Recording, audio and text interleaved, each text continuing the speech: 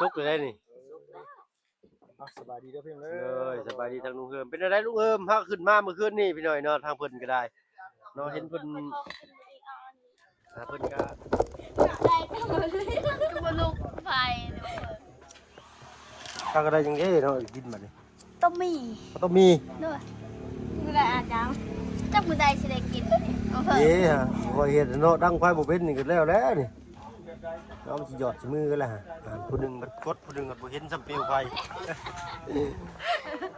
เอาไปสิเป็นคนลงมือเฮ็ดต้มมีบัดนี้ครับว่าบ่แล้วดอกต้มมีมื้อนี้ ไปบอกเอ้ยว่าได้คือเหรอ เด้อกันต้องยืมกับไฟน้ำไม้สร้างมันพุ่นแล้วนี่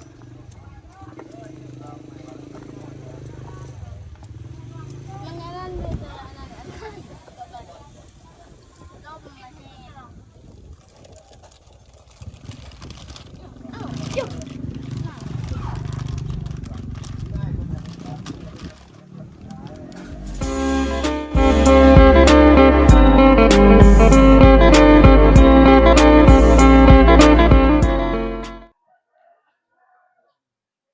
เนาะมือขังแค่ครับพี่น้อยเนาะก่อนอื่นพี่น้อยถ้าเอาเบิ่งกลับทักทายได้เพียงเด้อกับทักทายสบายดีอีกคือเก่าตอนบ่ายๆยังบ่ทันกินข้าวกินน้ำมึงง้อมเพิ่นก็พากันหิวแห้งกันทางนี้ มันเป็นข้าวเจ้า บ่ทันกินข้าวเช้าซ้ำเนาะเที่ยงอยู่ได้นี่โอ้ยทางสร้างเพิ่นคือใส่พิลึกแท้เนาะบึ้มบั่มอยู่ถึงโดยๆเอาขอบใจหลายๆโอ้โธ่เนาะเป็นพักเที่ยงพอดีพี่น้อยเนาะกินข้าวกินน้ำตอนนั้นเพิ่นสิลุยงานต่อ ไปจะไป เอ้า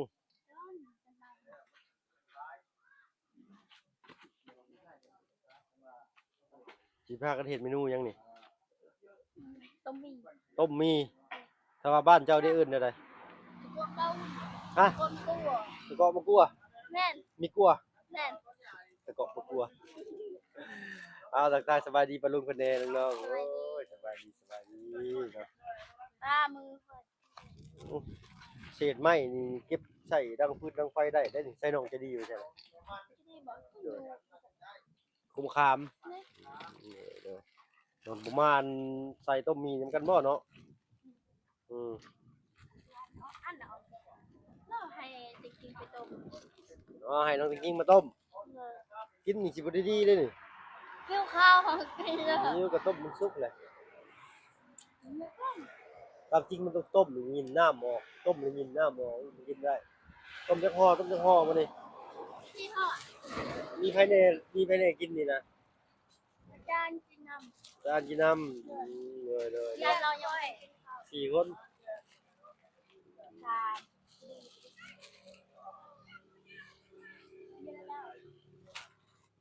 ยังได้ทาง อันนั้น อ่ะ แม่เราตากอันนั้นตาก เนี่ยมันตากผ้าห่ม ตกดี ต้องไปได้ยินเสียงแม่นี่ไผก็เป็นแล่นคมหามาแล้วเนาะเอาไปเลยเนาะมียังเนี่ยต้มจะมีนี่ มีแต่มี จะมีแล้วล่ะเลย ตอนเราเพิ่งมาทวิตเขาก็ต้องมีเนาะ โดย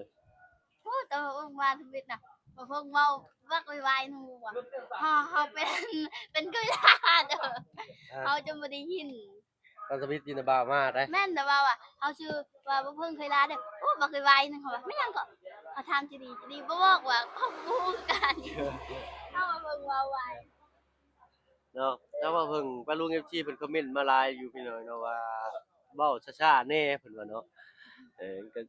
ถ้าว่าเว้าช้าแล้วมันแบบยันมันเตื้องเกินไปอะนะ บ่เพิ่งเคยเว้าเลย เนาะเจ้าก็เว้าไว้คือกันหลายเว้าไว้อยู่เว้าไว้แล้วติดอ่างหน่อยนึงเราก็ได้เว้าไว้เราอะ อืม เอาพี่น้อยเนาะสไตล์ไปสไตล์เพิ่นว่าซั่นซะโอ้มันนั่งเผาก็แท้บ่ฮ้อนบ่เสื้อก็เหม็นควันไฟเบิดแล้วนี่เนาะน้องๆเพิ่นสิบ่ย้านควันไฟพี่น้อยเนาะเฮ็ดนอกจากต้มแล้วมีเมนูหยังอีกบ่ที่เจ้าพามักกันเฮ็ดกินมีนี่ตำ แม่ ตำผัดเนาะข้างหน้าบ่าวมักกินผัดมีใส่ไข่ เรา เล ก็ ย กิน ว่ากะลำ ผัดนี้ด้วยแหละ เราก็ลวกเสร็จแล้วเราก็พัดพริกกระเทียมตำแล้วก็เอาน้ำมันใส่แล้วก็พริกกระเทียมลงอะไรก็เคาะไข่ลง บ่แล้วก็คั่วๆให้ไข่แห้งก็เอามีลงแล้วก็ปรุงเนาะบ่เฮาบ่เคยผงชูรสน้ำตาลกิน ผัดน้ำมันหอยรสดีสำนั้นหรือว่าลวกผักใส่ก็ได้ โอ้ยแซ่บเลย ว่ามาน้ำลายแตกค่อยก็ได้ บ่เพิ่นกินนำเลยเด้อ บ่น้ำเบาบ่กินเมื่อคืนนี่ก็พากันกินหมี่แหละกินหลายบ่ได้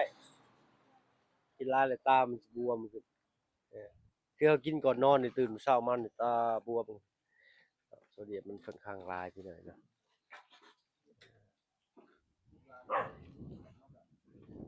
แล้วแต่ถ้าให้มันสุกอย่างเงี้ยนี่ไม่น้องจะดีเพิ่นก็เรือลายอยู่เด้พี่น้อยเนาะแต่ว่าให้เพิ่นเฮ็ดโต๊ะเฮ็ดตังก็ได้เด้นี่ถ้าว่ามีอย่างนั้น เฮ็ดเตียงนี่แบบนี้ก็ได้เนาะ ได้นั่งเพื่อสิขึ้นผม นี่ถ้าว่ามีเงินงบเรือพี่น้อยเนาะเฮ็ดห้องครัวให้น้องเพิ่นดีแหละพี่น้องลงนี่เนาะรุดเบิ่งดูกันพี่น้อยเนาะ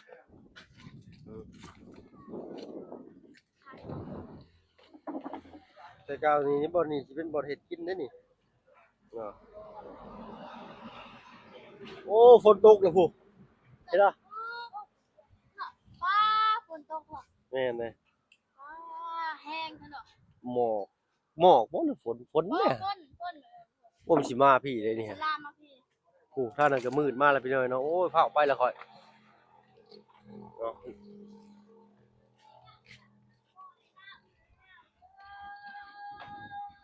น้าบ่ใช่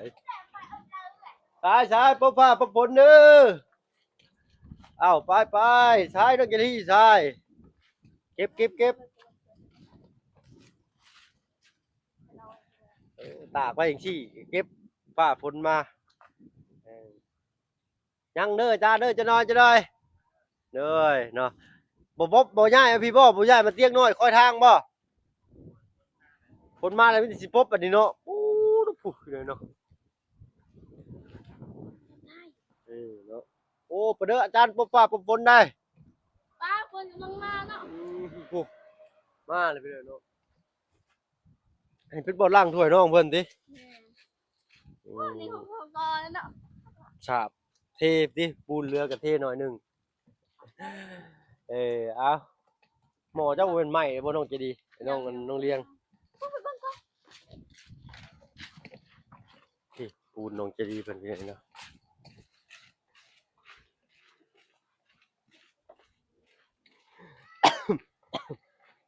ฝนปล่อยฝนมาแล้วพี่เนาะสิได้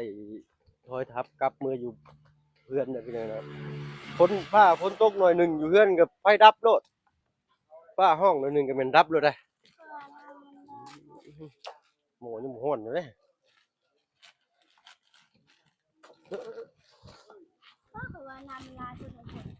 ลายบ่ลายจะลวกมีชุบเจ้าก็จังเที่ยวก็ได้ถึงปรุงเจ้าก็จะเฝ้าใส่เก็บไว้แหละถุงมันน่ะเก็บไว้ดังไฟจะเผาถิ่มเจ้าได้สิได้สูดไฟแหละเนาะโอ้ไปสิมื้อนึงได้บัดนี้ฝนตกบัดเพิ่นได้ฝนมาบ่แห้งๆฝน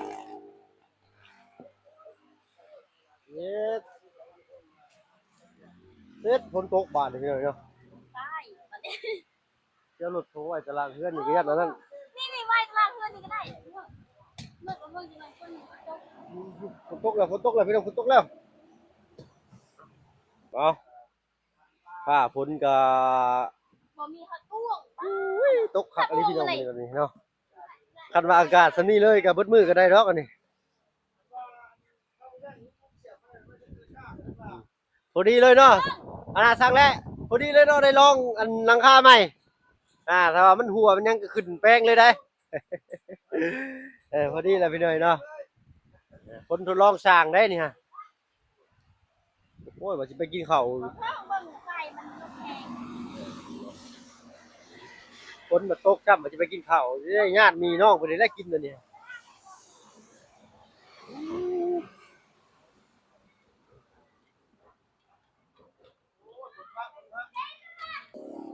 โอ้ย สิได้ญาติมีน้องเลี้ยงนี่แหละกินมื้อนี้ บ้า บ่วงยาวจะบ่มีบ่จ้องอะไรบ่มีจ้องใช่แต่บ่วงอันนี้ เอาวงต้องเพิ่มอ่ะด้วยนี่จะซี่ห้อนี่ให้ดู คนเล่เลยก็พอแล้วมันฮ้อนแน่ พอเนาะ พอแล้วเจ้าเผาถิ่มบ่ได้ใส่เวียกเห็นบ่เฮ็ด ป้าขอชี้ไปตั้งเลยลุง ตั้งพูนแล้วพูนเฮ็ดย่างไปเลยเฮ็ดเตะต่อดูล่ะเฮ็ดเตะต่อเลยล้มนะอากาศดีแห้งไปหน่อยเนาะอืม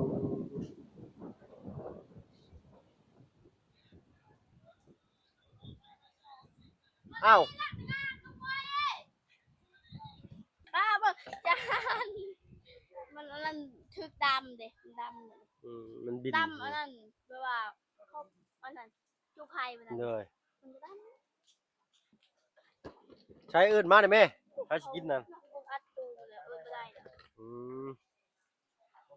ตกท้องเป็นของเฮาได้ล่ะเอ้ย เนาะเขาอยากกินเขาก็กินผู้เดียวสองคนเขาก็ได้สามคน เขามัวแต่ปิดอันนั้นเขายานฟ้าเรื่อง ผ้าเหลือมเสาบิดเนาะบ้านหลัง ว้า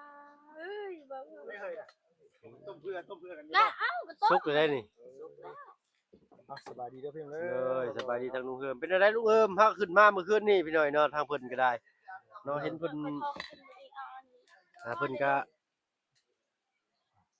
จักว่าได้แน่พี่หน่อยเนาะเห็นเพิ่นลงคลิปไปมื้อนั้นก็พากันนั่งเบิ่งคลิปลุงเพิ่นพี่หน่อยเนาะก็มีท้อแท้แน่เนาะคนเฮาก็มีมัน เมื่อยได้อพี่ จักสิว่ามีแนวใดจักสิว่าได้จังสิถือ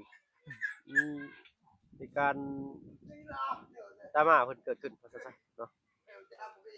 ทางเฮาก็ฟังไว้นำก็มื้อนั้นนั่งฟังได้มื้อใดเนาะนั่งฟังนั่งเบิ่งลุงเฮิมเพิ่นจมว่าซั่นซะเนาะสิว่าเพิ่นจมมาละมาลายก็ว่าได้พี่น้องบาง เขา ที ว่าข่อยเมาข่อยบ่ได้เมาแต่ข่อยอยากให้ เจ้าอยากหายยังคือบ่อยากหายแท้ อยากให้แล้ว เพิ่งไปส่งให้เขาก็มาเพิ่งกินกันบ่ เอาให้เพิ่นโลดเอาให้เพิ่นโลดล่ะเอาฮ้อนแน่ แท้เขามัวแต่ ไม่ให้ไพ่น่ะ คนยืนห้องหัน โอ้อยู่ เออ เอ้าได้ต้มไม้บ่ฝึกกันน่ะ บ่นะกินแล้วจะ เอ้าบ่เสร็จกว่า เนื้อไปเป็นผู้น้อยกินน้ำลังก็ได้ดอกเมื่อคืนนี่ก็พากันกินมาม่าตื่นมาตาตูบตาบวมไปหน่อยนะ มาพี่น้องมาแม่ฝึกมา เอาคนเศร้าแล้วค่อยสิออกไปกินอยู่นอกพุ่นแหละ ของครัวอย่างซั่นต้มเลยบ่กิน บ่น้องเพิ่นเด้น้องเพิ่น น้องเพิ่นต้มมาจ้ะนี่ เด้อ เรียบร้อยมีเงินซื้อของฝากพี่น้องเด้อ เด้อ บ่ว่ากันเด้อพี่น้องเด้อ ซื้อข้าวกินยังบ่มีติปกติไปแล้วพี่น้อยเนาะคือสิยังมีดอกลุงเอิมเพิ่นทั้งขึ้นมาพี่น้อยเนาะ มื้อเฮามีก็เฮาก็ซื้อมาฝากมื้อบ่มีก็บ่ได้ซื้อพี่น้องเอ้ย เด้อ จะว่ากันนะพี่น้องเอ้ยมากินมาม่าน้ำลูกน้ำหลานมาว่าไปซื้ออะไรมากินแต่กับเขาซื้อมากก็ว่านี่ก็ยังกระบูดีคำว่ามันบ่ถือตาเพิ่นเลย เดี๋ยวลุงเอิมมาได้พี่น้อยเนาะมาเด้อกินมาม่าเด้อมีกลัวติ มีกลัวบ่ มีกลัวได้เพิ่นเอิ้น ใส่น้ำหลายจานแฮะดิ กินแล้วนั่นลุงผู้เขาสร้างเป็นชื่อหมูมาห้อยไว้เพิ่นบ่มีอันตู้เย็นใส่เน่าแล้วดีว่า มีเน่าบ่จักบ่ ฮะ จะว่าเป็นเศษชิ้นเน่าบ่จัก เป็นสิ้นเน่ามีใช่บ่สิ้นเน่าโอ้สิ้นเน่านี่กินมันก็ตึงใส่แล้วลุงเนาะ เน่าแบบชิ้นเน่าคือคนภาคเหนือเด้ ม ภาคเหนือจังหวัดแพร่จังหวัดพะเยาอย่างนี้ มีบ่ลุงสิ้นเน่า นี่เขาเจ้าซื้อมาชิ้นมาแล้วกับใส่ถุงยาง4-5สั้นแล้วก็เพิ่นก็ใส่กระสอบขึ้นไปแขวนไว้ต้นไม้เป็นวันอาทิตย์นึงอาทิตย์ปลายเพิ่นอยากว่ามากิน มันถ้าบ่มีเชื้อราขึ้นนี่เนาะ บ่มีเด้ เพราะว่าบ่มีแมงวันหรือหยังถือ โดย มันก็เน่าไปโดยธรรมชาติ มันเน่าธรรมชาติแบบว่านี่เนี่ยเพิ่นก็เอามาล้างได้ก็นึ่งกินกับตำน้ำพริกข่า โอ้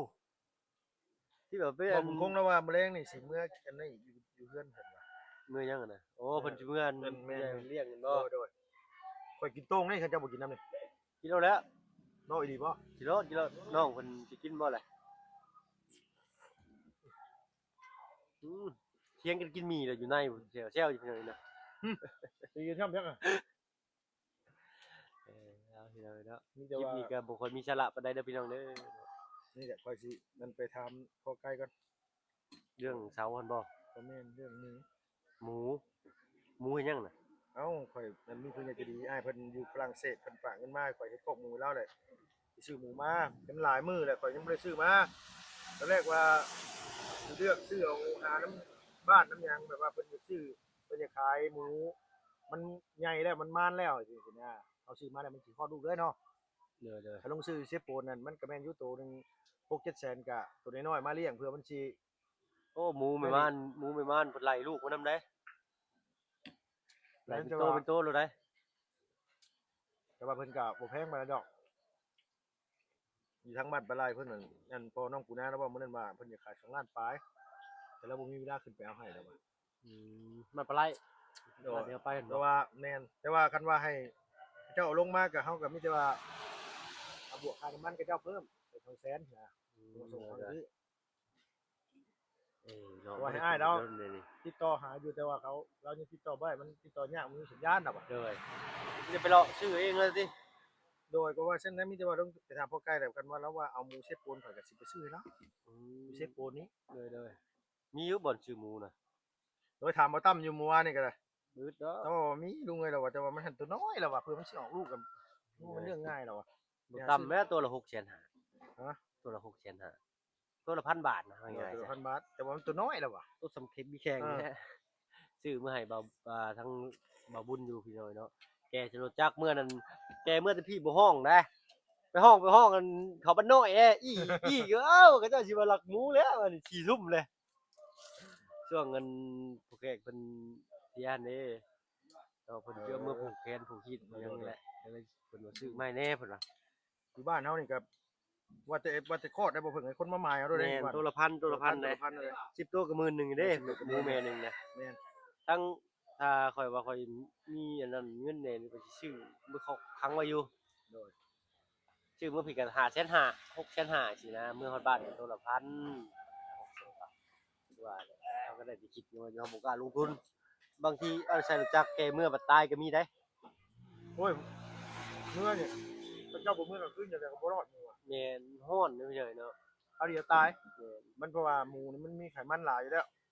แต่เดี๋ยวมันหายใจไม่ออกตาย เนาะข่อยแกเมื่อน่ะเป็นกลางคืนพี่น้อยเนาะเมื่อกลางคืนก็ยังปล่อยลงมันยังบ่แล่นเนาะเช้าพังงาบ ได้มาตัวมา อ้าวขอบคุณลุงเพิ่นไม่ร้ายเนาะสบายอกสบายใจลุงเอ้ยเนาะไปพี่เลยเนาะ กินอย่างไรเดี๋ยวมาเบิ่งให้ โดยเนาะ ลายเลย ถ้ามาเบิ่งก็สิขอตัวลำลาก่อนพี่เลยเนาะสำหรับคลิปนี้ก็มีสละปานใดเนาะขอโทษขออภัยนำหลายๆพี่น้องเด้อเนาะไปแล้วสบายดีจ้ะ